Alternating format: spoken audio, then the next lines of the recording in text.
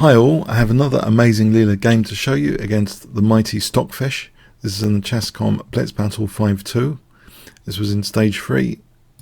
D4 from Leela. The opening book given is in the Gruenfeld defense. So D5, this is the set position. Leela takes on D5 and plays E4, so far pretty standard. Now Rook B1, this is one of Leela's pet moves, Rook B1, getting out of the way of the diagonal. So sometimes it's possible to sacrifice the C3 pawn with an interesting initiative. Black castled, knight F3, which does set up the possibility of black sometimes putting pressure on D4 with a pin and putting pressure on D4 like it's typical Gruenfeld stuff.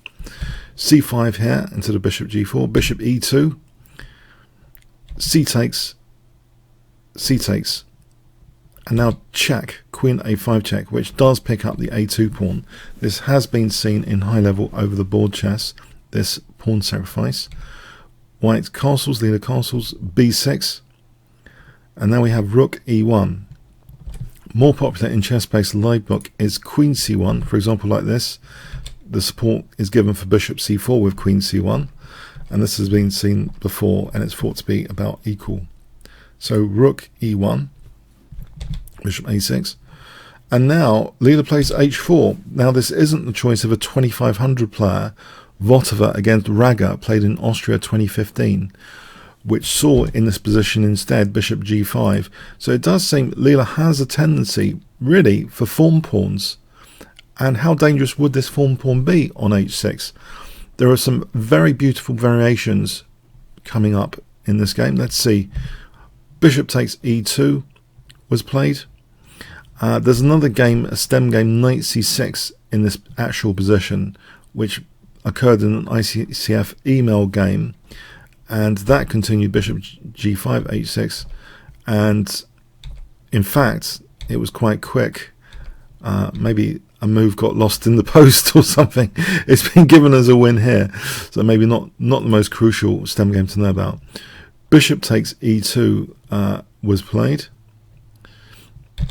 In this game, Rook takes E2, Queen goes back to E6, and now H5, setting up the potential for the form pawn. Queen D7, D5. You'll notice Black has two connected passed pawns in theory, but they're quite far away from coming down the board. White, by contrast, has more potential in the centre with these two pawns against the single pawn. To be able to create a dangerous D pawn. And that's been noted by Kasparov in some of his own game annotations, that the D pawn in some variations of the Gruenfeld is actually very important as an asset to try and use. So knight A6 was played here, which does seem very logical for that C5 post. H6, installing the dreaded form pawn.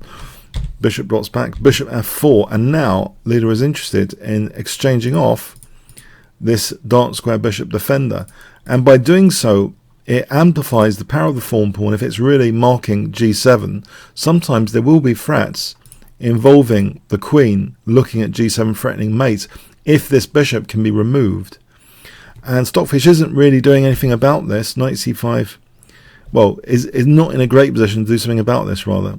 Queen D2, Rook E8, and now Bishop E5. There's no F6 here. This kind of creates other compromises in the position and destroys the bishop's scope.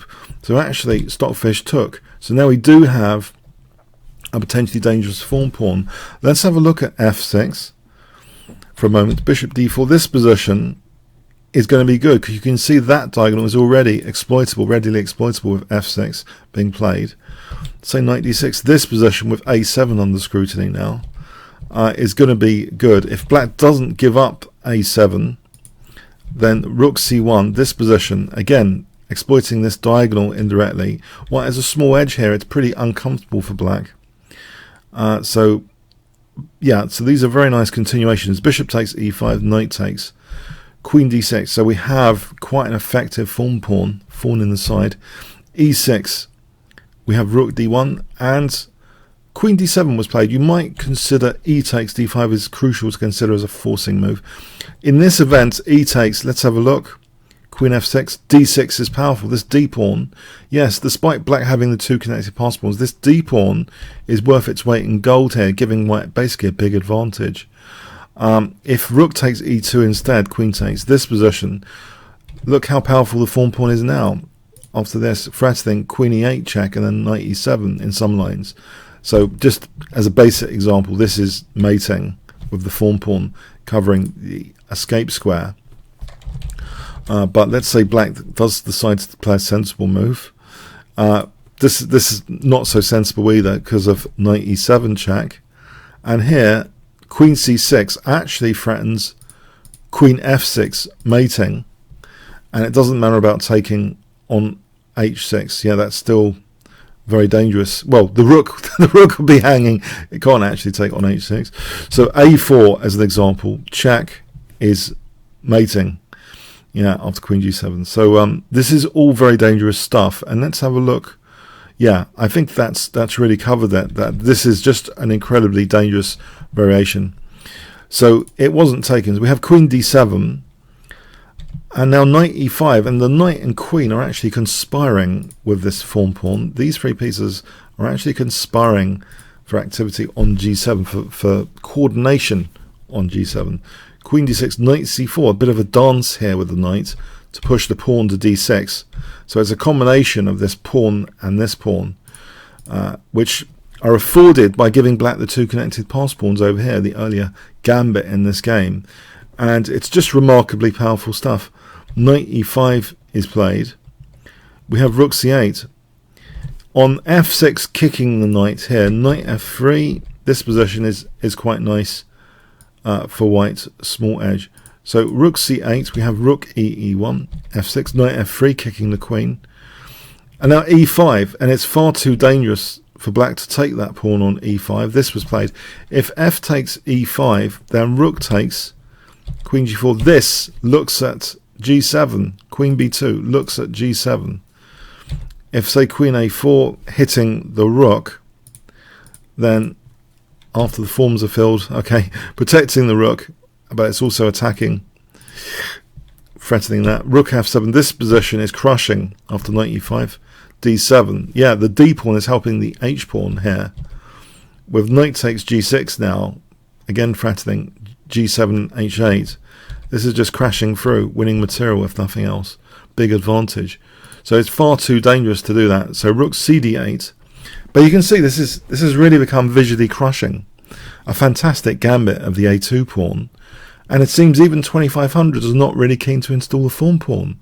This might be a serious revolution of middle game strategy in the use of the h pawn much more aggressively than we currently see. If this kind of strategy can take down Stockfish, one of the latest Stockfishes, incredible. E takes f6, rook takes, queen d4, and now after rook f7, with this diagonal punctured and this isolated pawn here, knight e5 is actually encouraging black to just give up the exchange as the best move with queen takes h6.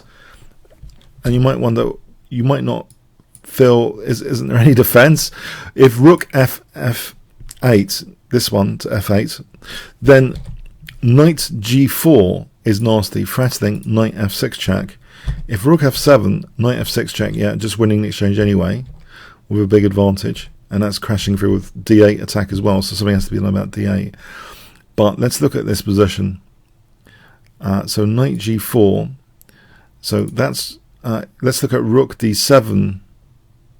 There's rook e5. This is really interesting, hitting the queen. And now, this is just amazingly as though it's all in slow motion but winning, but there's this quiet slow motion move, queen c4. So the knight covers f2 from the coordination that black has. The rook is coordinating for rook takes e6 now, trying to crash down this diagonal. So why is that important to celebrate the form pawn here? Well, let's have a look.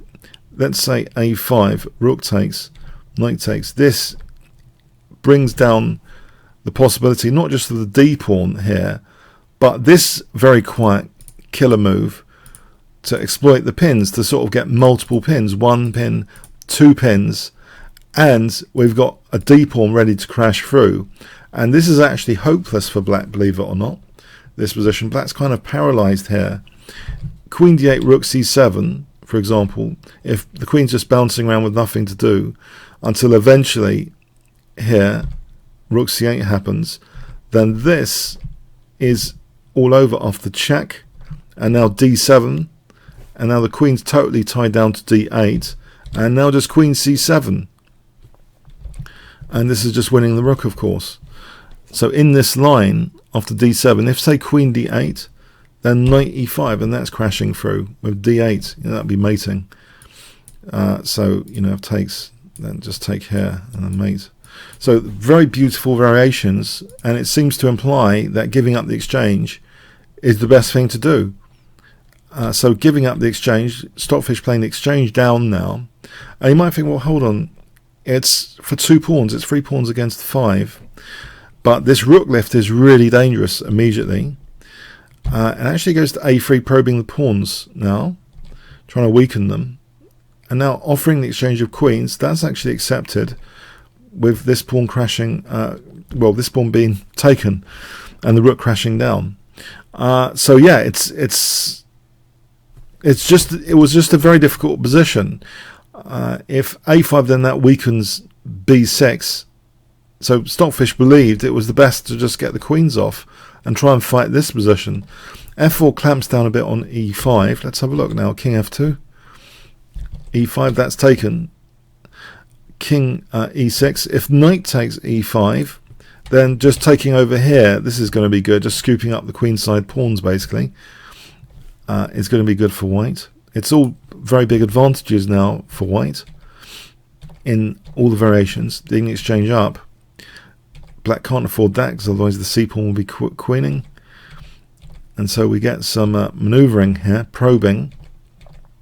So black is not black is not solid enough to afford taking here for sure. If knight takes, then d7, and then whatever black does, if rook d8, then rook e3, this knight's going.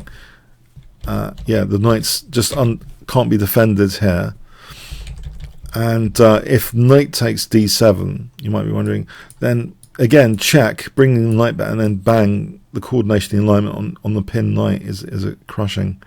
So in the game, rook g7, just avoiding taking on e5, rook b1, rook g8, again taking on e5 here. It just runs into this nasty pin, which is actually very difficult to get out of. If takes, then check, and then back to rook e1, it's vicious. If here, for example, here, then rook a5, then there's rook takes e5. This is not helping either with the pawn crashing through. So it's not just the pin, it's the menace of this passed d pawn at work. So rook g8, rook e1, knight c5, rook g1, knight d7. So yeah, we get a bit of high level shuffling. Some of you like that expression for some reason. Okay, it wasn't that funny, but okay. So we get some high level shuffling. And now finally e5 is taken. So why did Leela give that one up? Well, it's getting very dangerous for black's king safety now.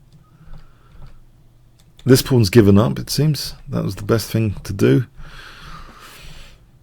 And d6 remains on the board though at the moment. And now it's getting critical, with this move, rook e7 check threatened, so that parries that, but black's getting into a bit of a bind here, running out of moves now after these pawns are fixed. Here, if rook takes d6, then rook takes g5, and h4 is going after. So, just actually, okay, let's have a look, then check. Then h4 takes on h4, that's a big advantage for white. So, king g6, rook e8, rook takes d6, and black's rook down. The unfortunate thing though is about to occur after king h7. Unfortunately, there was a technical issue and the game stopped. So officially, this game had to be stopped. Technical fault.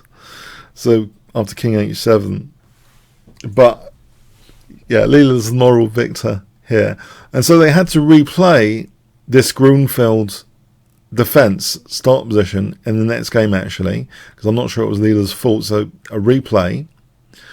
But, you know, the form pawn did really strike hard in this game.